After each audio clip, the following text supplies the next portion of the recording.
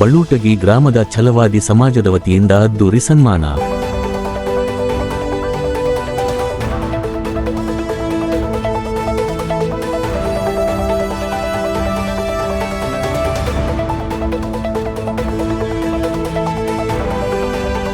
ಬಳ್ಳೂಟಗಿಯಲ್ಲಿ ಕನ್ನಡ ರಾಜ್ಯೋತ್ಸವ ಪ್ರಶಸ್ತಿ ಪಾತ್ರರಿಗೆ ಅದ್ದೂರಿ ಬೆಂಬಲ.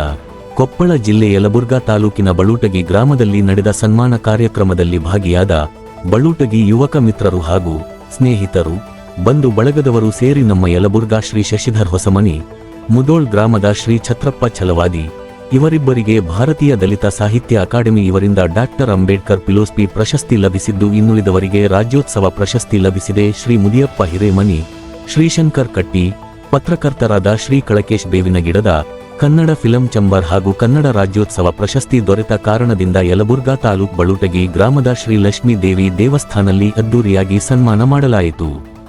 ನಂತರ ಶಂಕರ್ ಕಟ್ಟಿ ಅವರು ಮಾತನಾಡಿ, ಗ್ರಾಮ ದೇವತೆ ಶ್ರೀ ಲಕ್ಷ್ಮೀ ದೇವಿ ಯುವ ಟ್ರಸ್ಟ್ ವತಿಯಿಂದ ಮತ್ತು ಡಾಕ್ಟರ್ ಭೀಮರಾವ್ ಅಂಬೇಡ್ಕರ್ ಯುವಕ ಸಂಘದ ಯುವ ಮುಖಂಡರು ಹಾಗೂ ಛಲವಾದಿ ಸಮಾಜದ ಯುವಕ ಮಿತ್ರರು ಹಾಗೂ ಗುರು ಹಿರಿಯರು ಸೇರಿ ಈ ಕಾರ್ಯಕ್ರಮವನ್ನು ಅದ್ದೂರಿಯಾಗಿ ನಡೆಸಿಕೊಟ್ಟಿದ್ದಕ್ಕಾಗಿ ತಮ್ಮೆಲ್ಲರಿಗೂ ಹೃತ್ಪೂರ್ವಕವಾದ ಅಭಿನಂದನೆಗಳನ್ನು ತಿಳಿಸುತ್ತಾ